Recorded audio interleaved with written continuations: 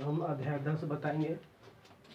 आज हम अध्याय 10 बताएंगे जिसमें है साधारण ब्याज।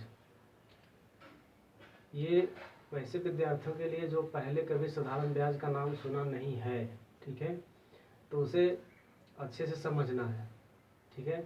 इसमें से हम सारा शब्द समझाएंगे। साधारण ब्याज क्या होता है, साधारण ब्याज में जितने भी प्रश्न आएंगे उनमें से कुछ शब्द है जो हमेशा बार बार क्वेश्चन में आएगा, जिसमें से साधारण ब्याज है, मूलधन है, ब्याज, मिश्र धन, समय और दर, ठीक है। ये सबको हम बताएंगे, लेकिन सबसे पहले हम अध्याय 10 में जो है साधारण ब्याज उसको समझाते हैं। साधारण ब्याज होता क्या है, ठीक है। तो साधारण ब्याज समझने के लिए सबसे पहले हमको समझना पड़ेगा मूलधन क्या होता है, ठीक है। तो मूलधन क्या होता है, यदि हम किसी व्यक्ति से उधार लेते हैं, ठीक है।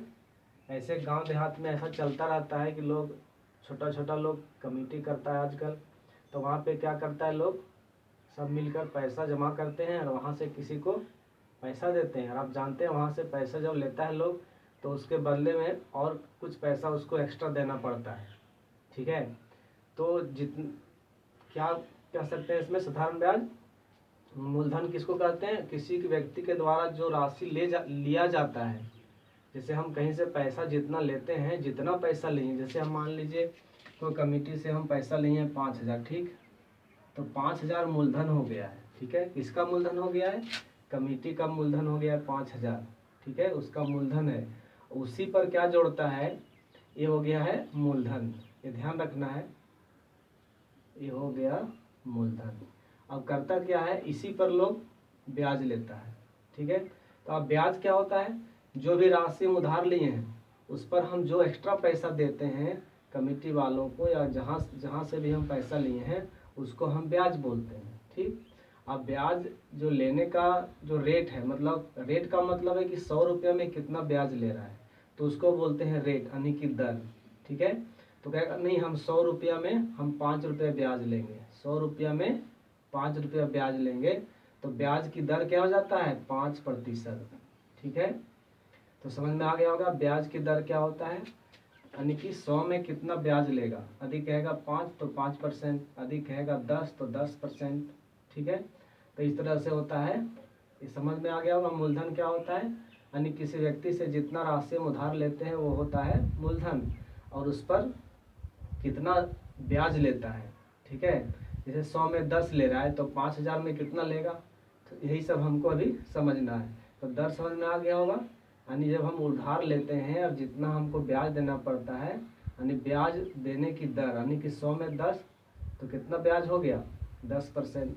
यदि 100 में 5 कहेगा तो 5%। इस तरह से लोग ब्याज लेता है। तो समझ में आ गया हो कि ब्याज की दर, समय, यानी ब्याज जो जोड़ेगा वो कितना समय में जोड़ेगा, हर महीना में 5 रुपया जोड़ेगा 100 में, कि 6 महीना में जोड़ेगा। 6 महीना को छमाही बोलते हैं, ठीक है। एक महीना में जो ब्याज जोड़ता है उसको बोलते हैं मासिक, और जो ब्याज 12 महीना यानी 1 वर्ष में जोड़ता है उसे बोलते हैं वार्षिक, ईयरली बोलते हैं, ठीक है। तो हो जाता है समय, समय को टी से हम निरूपित करते हैं और दर को आर से, रेट, ठीक है।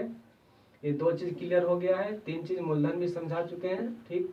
अब हमको समझना है ब्याज भी बता दिए, यानी ब्याज क्या होता है फिर से बता देते हैं। जितना राशि हम उधार लिए हैं उसके अलावे हमको और राशि यदि चुकाना पड़ता है तो होता है ब्याज, ठीक है। तो मूलधन हो गया, समय हो गया, दर हो गया, बताना है मिश्रधन। मिश्रधन क्या होता है, यानी मूलधन जितना पैसा हम लिए हैं और जितना ब्याज हम दे रहे हैं, यानी कि मूलधन में ब्याज जोड़ के हम बोलते हैं मिश्रधन। तो मिश्रधन बराबर क्या होता है, मूलधन प्लस ब्याज, यानी मिश्रधन मिला हुआ, इसमें 2 प्रकार का धन है, एक है मूलधन और एक है ब्याज। जब मूलधन और ब्याज मिलता है तो कहलाता है मिश्रधन, ठीक है। अब इतना क्लियर। अब हम बताएंगे कि साधारण ब्याज क्या होता है, ठीक है। तो साधारण ब्याज क्या होता है, यदि मूलधन तथा ब्याज की दर प्रत्येक वर्ष के लिए एक समान होता है तो हम बोलते हैं उसे साधारण ब्याज। बात क्लियर हुआ, यानी हम किसी व्यक्ति से मान लेते हैं कि 2,000 रुपया हम लिए हैं उधार, ठीक है। तो इसका जो ब्याज की दर होगा वो प्रत्येक वर्ष के लिए समान होगा, ऐसा नहीं कि हर 2 महीना 3 महीना में चेंज हो जाएगा। यानी कि 5% है तो पूरा साल भर 5%, ठीक है।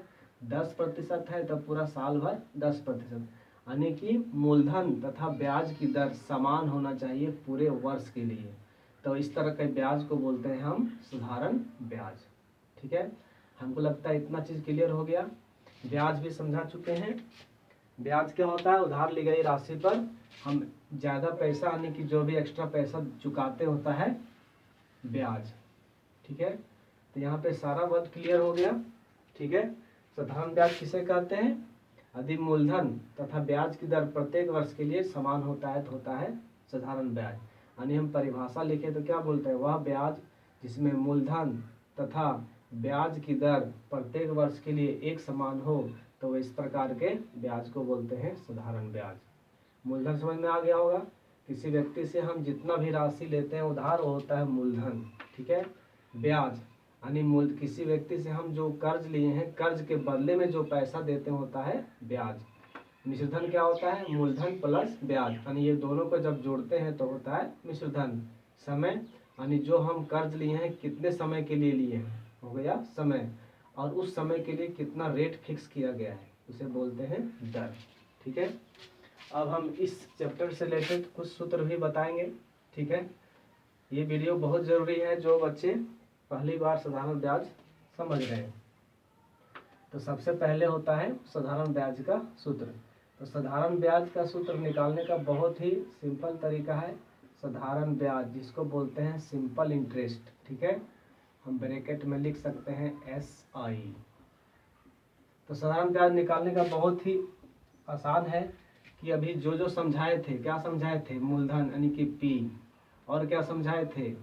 दर यानी कि रेट, और क्या समझाए थे? समय। ठीक है, यानी कि T। तीनों को गुना करके 100 से भागा देते हैं तो निकल जाता है साधारण ब्याज। यानी इसको बोलते हैं मूलधन गुने दर गुने समय बटा 100। ठीक है, तो इससे क्या निकलता है? साधारण ब्याज।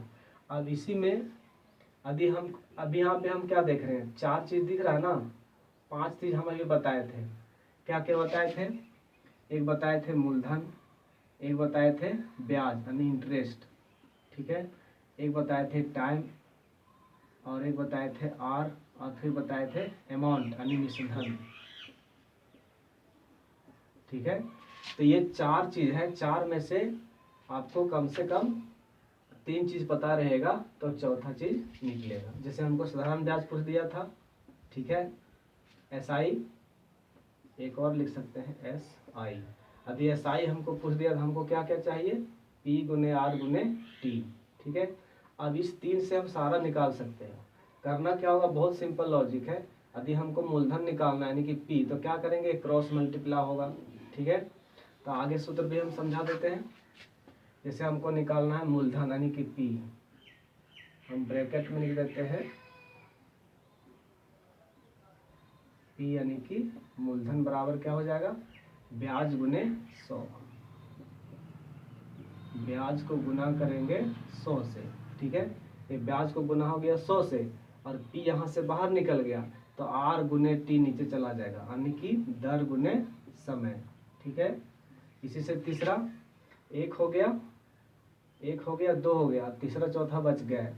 अब हमको निकालना है दर यानी कि R बराबर, तो सेम ब्याज गुने 100 हमेशा ऊपर आएगा, ये ध्यान रखना है। ब्याज गुने 100 हमेशा ऊपर रहेगा। अब यहाँ R गुने T था तो यहाँ से R यहाँ चला गया तो P यहाँ आ जाएगा, तो क्या हो जाएगा? P गुने T आ जाएगा।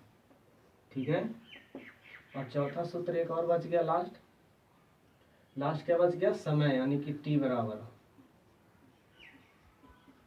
समय यानी कि T बराबर क्या होगा? सेम ब्याज गुने 100 ऊपर लिखना ही पड़ेगा। ब्याज गुने 100, उसके बाद हो जाएगा P गुने R। बस केवल रिप्लेस होता है। यदि यहाँ P लाते हैं तो यहाँ RT रहेगा, R यहाँ लाते हैं तो P यहाँ चला जाएगा, फिर T लाते हैं तो R यहाँ चला जा रहा है। तो कितना सूत्र हो गया? 1 2 3 4। और एक 5वां है जिसे मिश्रधन बोला गया था ना। मिश्रधन बराबर क्या होता है? तो मिश्रधन बराबर होता है मूलधन प्लस ब्याज। ठीक है, अब इसमें से यदि हमको ब्याज निकालना हो, यदि मिश्रधन दिया है, मूलधन ब्याज हमको पता है, मिश्रधन दिया ब्याज पता है, मूलधन पता नहीं, तो यहाँ से निकल सकता है ना। तो मूलधन निकालने के लिए क्या करेंगे, मिश्रधन माइनस ब्याज करेंगे। ठीक, इसी से यदि हमको ब्याज निकालना है तो ब्याज निकालना है, यदि मिश्रधन हमको पता है, ठीक है, और मूलधन भी पता है, ब्याज मालूम नहीं है, तो क्या करेंगे, मिश्रधन माइनस मूलधन कर देंगे। यहाँ पे मिश्रधन माइनस मूलधन। यदि राइटिंग समझ में नहीं आता है तो आवाज़ पर ध्यान देना पड़ेगा। ठीक है, ये लिखे माइनस, ठीक है, मिश्रधन माइनस मूलधन। तो ये मुख्य सूत्र है। ठीक है, अब हम आगे प्रश्न पर जाएंगे, वहाँ पे कुछ सवाल बनाएंगे और इस सूत्र पर ध्यान रखना, इसी से सारा बनेगा।